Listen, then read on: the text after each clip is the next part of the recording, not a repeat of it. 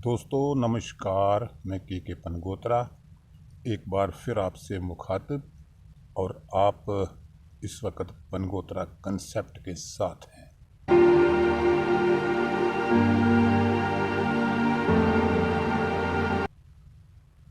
तो दोस्तों, दिल्ली में आम आदमी पार्टी की हार हुई और भाजपा की भारी जीत हुई। राजनीति में शुचिता, ईमानदारी, नैतिकता नाम के शब्द जो आए वो अरविंद केजरीवाल लाए। अन्ना आंदोलन से इस पार्टी का उदय हुआ और इन शब्दों का इस्तेमाल राजनीति में होने लगा। आवाम भी इस आशा में रहा कि राजनीति में शुचिता, नैतिकता आएगी, ईमानदारी आएगी और अरविंद केजरीवाल साहब ने कुछ मानक स्थापित किए, कुछ स्टैंडर्ड्स स्थापित किए शुचिता के, ईमानदारी के, नैतिकता के, जबकि वो खुद जानते थे कि राजनीति में ना ईमानदारी है, ना शुचिता है, ना नैतिकता है, कुछ भी नहीं है। यहाँ पर साम दाम दंड भेद सब कुछ चलता है। गंदी गेम राजनीति को लोग कहते थे, कहते हैं और कहते रहेंगे।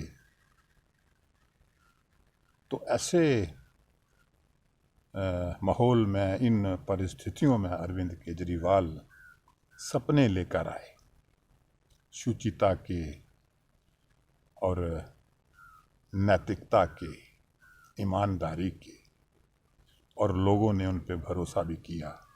2 बार भारी बहुमत से उनको दिल्ली की सत्ता सौंपी। लेकिन जो मानक, जो स्टैंडर्ड उन्होंने स्थापित किए थे, इस्टेब्लिश किए थे, वो खुद उन पे खरे नहीं उतर पाए।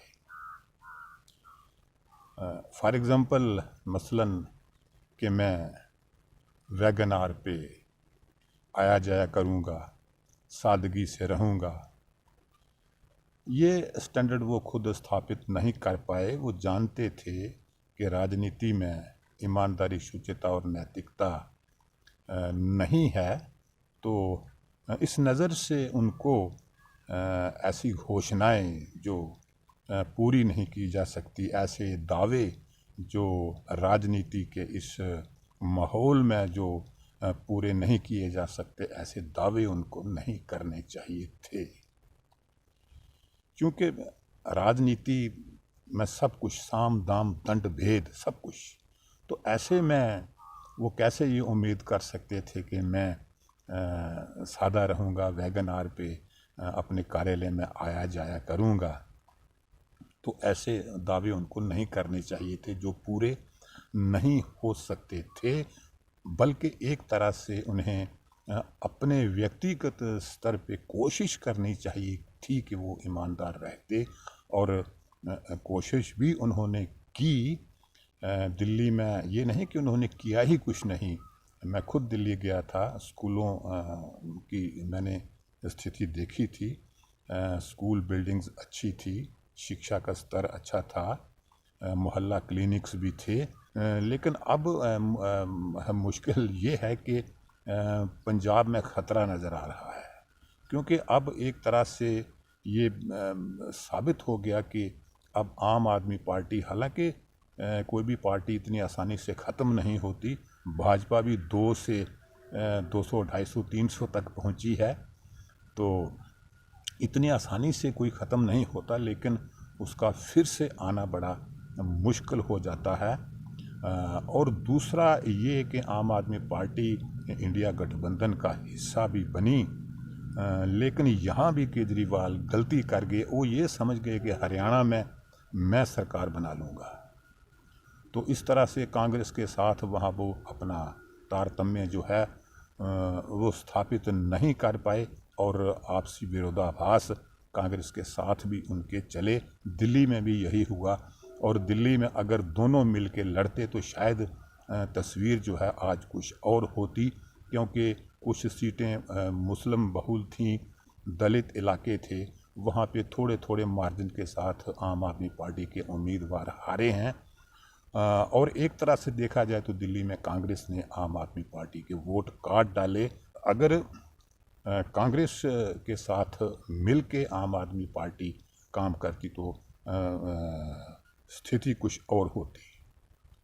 तो ये एक तरह से देखा जाए तो कुल मिला के तो आम आदमी पार्टी है या कांग्रेस है, इनके लिए इस वक्त भारत में कुर्बानी का दौर है। यहाँ सत्ता सर्वोपरि नहीं होनी चाहिए कि हम सत्ता में आ जाएंगे एक ही बार में।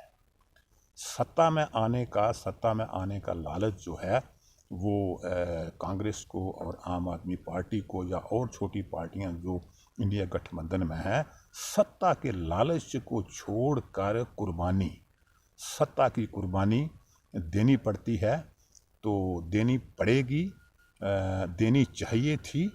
तो ऐसा अगर होता तो परिस्थितियां कुछ और होती, तो फिर आप भाजपा का मुकाबला जो थोड़ा बहुत कर सकते और आवाम भी आप पर भरोसा करती कि इंडिया गठबंधन एक है।